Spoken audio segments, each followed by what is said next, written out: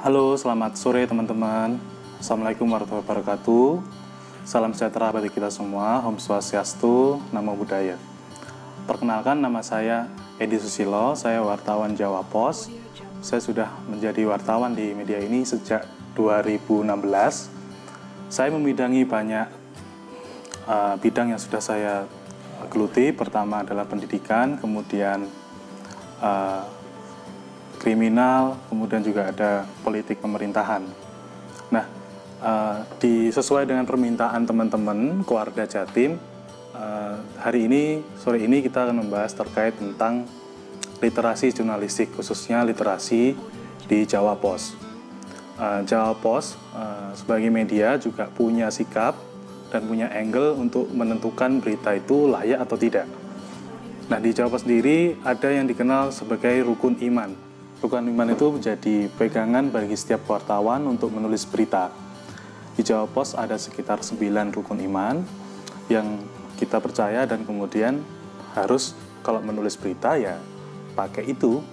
Salah satu bisa dipilih. Misalnya rukun iman itu satu, berita harus hangat. Hangat itu artinya up to date. Berita hari ini apa yang besar ya itu bisa ditulis. Kemudian yang kedua adalah berita bisa eksklusif. Eksklusif itu dicari oleh wartawan sendiri, baik dari whistleblower maupun bisa juga dari informasi yang tertutup atau dokumen yang itu sifatnya bisa memberikan informasi ke publik. Kemudian ada nilai unik, kemudian humor, kemudian ada proximity atau kedekatan, kemudian ada nilai magnitude, suatu yang harus berdampak besar itu pasti harus ditulis. Kemudian yang terakhir adalah angle line.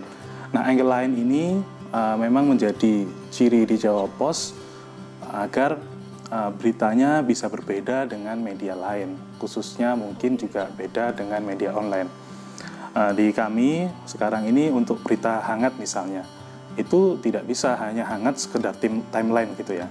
Artinya peristiwa itu terjadi di hari ini kita tulis, pasti kita akan kalah dengan online. Tapi kalau kita kemas pakai angle menarik atau angle yang lain, itu bisa memiliki nilai lebih. Nah, di Jawa Pos itu ada statement atau kalimat yang ini kita bisa tulis di ini. Kita punya semacam panduan, ini model fotokopiannya ya. Itu ada banyak. Misalnya terkait tentang pilihan berita itu apakah harus lebih penting mana, berita penting atau berita menarik.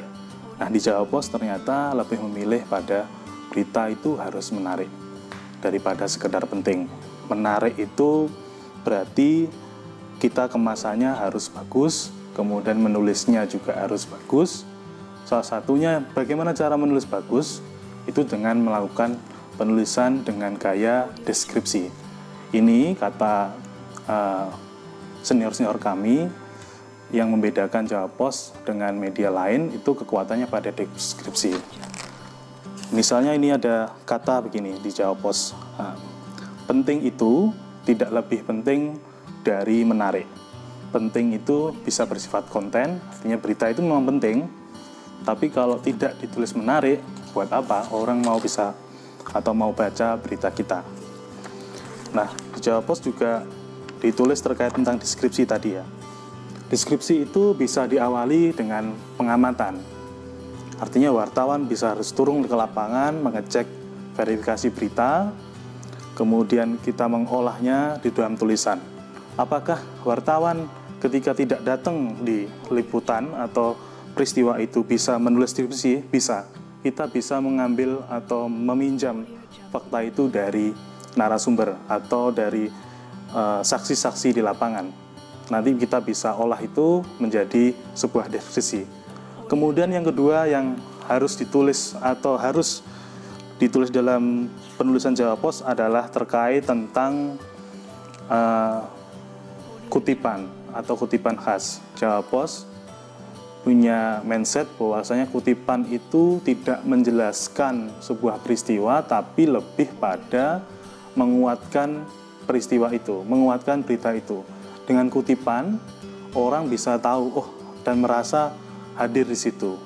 Misalnya kalau kutipan orang, misalnya ada anak tenggelam begitu ya, di misalnya peristiwa tenggelamnya anak di sungai, kemudian banyak ada saksi begitu. Saksinya itu kalau bilang, waduh mas, mau tak ilingno tapi ndablek, misalnya kayak Jawa Timurnya kan gitu. Tapi kita kemudian ubah, seolah-olah warga saksi itu seperti pejabat yang harus ngomongnya runtut. Kemudian kita ganti, misalnya tadi saya melihat anak-anak itu berenang, tapi kami tegur tidak menghiraukan, kami tegur lagi tidak menghiraukan, kemudian ya kami tinggal begitu.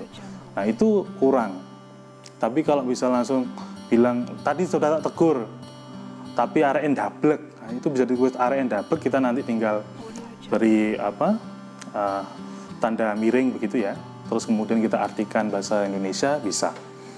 Kutipan itu mencari kutipan itu juga susah, makanya kita harus cari itu pertanyaan yang kesannya bukan opini tapi pada fakta. Misalnya ada lagi kasus yang sering itu ya, yang tidak bisa atau istilahnya sering menjadi kritik masyarakat itu, pertama gini, kasus kecelakaan. Ada keluarga misalnya naik sepeda motor, kemudian tubruk gitu ya, orang tua misalnya suami gitu, kemudian meninggal. Anak orang itu sedang bekerja, kita kemudian liput ke lapangan, wawancara keluarganya. Kalau kita misalnya tanyanya itu, bagaimana perasaan bapak atau ibu ketika suami atau ayah tadi meninggal, atau sebelum kecelakaan atau saat kecelakaan, itu pasti jawabannya gampang, sedih, kemudian gitu. Ya saya nggak tahu, nggak ada firasat apa-apa. Ini kalau pertanyaan ini terus diulang-ulang, selain tidak membuat berita menarik, juga membuat kita agak sedikit tanda kutip malas berpikir ya. Lebih baik kita ganti pertanyaan itu lebih kepada deskripsi. Bagaimana mendorong pertanyaan itu ke deskripsi, bukan opini. Misalnya begini, Bapak tadi misalnya sebelum kejadian di mana ya Bu, atau ngapain saja Bu di kejadian. Misalnya, oh tadi waktu tumben Mas, biasanya waktu berangkat cuma pamitan, ini kening saya dicium. Nah, akhirnya kalau misalnya ditulis, akhirnya menjadi ciuman terakhir seorang suami kepada istrinya pamit bekerja. Nah, ternyata di tengah jalan suaminya meninggal karena kecelakaan. Atau tanya tetangganya, misalnya Pak, Bapak ini sering ikut kerja bakti ya? Atau setiap hari ngapain biasanya sama tetangga? Itu bisa mendekatkan orang, oh ternyata orang ini baik loh, sering membantu tetangga, ketika ada kerja bakti selalu ikut. Lebih menarik mana? Pasti akan lebih menarik kedua ini, artinya pertanyaan kemudian jawabannya deskripsi, tidak hanya sekedar perasaan. Ya orang kalau ditanya misalnya, gimana perasaan Anda? Yuk jawabannya pasti sedih. Gimana suaminya meninggal nggak sedih? Istri macam apa kalau suaminya meninggal terus kemudian ya saya happy, kan nggak mungkin. Jadi pertanyaan itu harus mengarah itu. Itu harus dilatih dengan cara terus-menerus menulis berita dengan cara deskripsi dan mencari pertanyaan dengan model angle lain. Yang kedua adalah bagaimana sih sebenarnya proses wartawan itu menulis. Nah, di dalam Jawa Pos atau penulisan Jawa Pos itu ada istilah kami harus menulis berita itu berdasarkan perencanaan, kecuali kalau itu kejadian ya, kejadian misalnya malam atau siang, kita harus dipercepat-cepat, nggak apa-apa. Tapi pertanyaan tadi akan membantu, deskripsi tadi. Perencanaan sekarang, setiap menulis kita harus punya bahan, kita harus punya dasar. Sebelum menulis kita juga nggak boleh asal-asalan kemudian datang terus tanya Pak perkembangannya apa begitu, itu tidak boleh. Itu selain mendangkalkan berita, kita kemudian hanya menulis berdasarkan pertanyaan pejabat atau pernyataan pejabat ya. Kemudian yang kedua adalah ini, wartawan itu juga manusia. Jadi ketika menulis, misalnya perencanaan sudah selesai, tapi kemudian angle-nya nggak ketemu. Nah, ketika mati angin, itu ada tips dari kami, menulis berita ketika mati angin nggak ada ide, gampang. Itu kita bisa nyari berita yang lama atau berita yang isu yang terjadi seminggu atau 1 bulan ke belakang, kita olah lagi. Kemudian kita tulis itu dengan angle yang berbeda dan komprehensif. Mungkin catatannya bisa 40 hari ya, 40 hari, lebih dari itu ya jangan. Atau di pos-pos pemberitaan itu biasanya memang berita itu mengulang. Saya di pendidikan misalnya selama 2 tahun awal karir saya di jurnalistik, itu pendidikan itu bisa ditebak. Misalnya kalau pergantian semester atau kenaikan kelas ya, pasti ada angle-nya adalah PPDB, penerimaan peserta didik baru. Itu pasti akan dibahas setiap tahun. Nah, itu kita harus persiapkan. Kalau misalnya mati angin, kita tampilkan itu. Kita cari angle lain, kemudian apa yang baru dari PPDB sekarang, evaluasinya seperti apa dari tahun lalu, itu bisa kita tulis ulang. Yang kedua adalah, ketiga ya. Ketiga itu terkait penulisan itu harus runtut. Jadi kalau kita menulis, jangan lompat-lompat. Nanti orang akhirnya nggak tahu. Untuk ini, bagan berita atau penulisan berita sudah saya share di PPT, jadi teman-teman bisa buka bagaimana struktur menulis berita. Coba kita di materi ini, untuk voice ini kita akan menulis atau membahas terkait tentang bagaimana menulis berita itu ala Jawa Pos. Ya, pertama tadi ya, kita review di Jawa Pos ada rukun iman yang ada 9 tadi, kemudian ada penulisan deskriptif, kemudian ada mencari kutipan khas, kemudian juga bisa diselipkan dengan humor. Makanya humor unik itu ada di Jawa Pos. Setiap halaman tuh pasti mungkin ada tulisan begitu. Berita tidak menarik, tapi berita enteng itu bisa menjadi menarik kalau kita kemasannya menarik.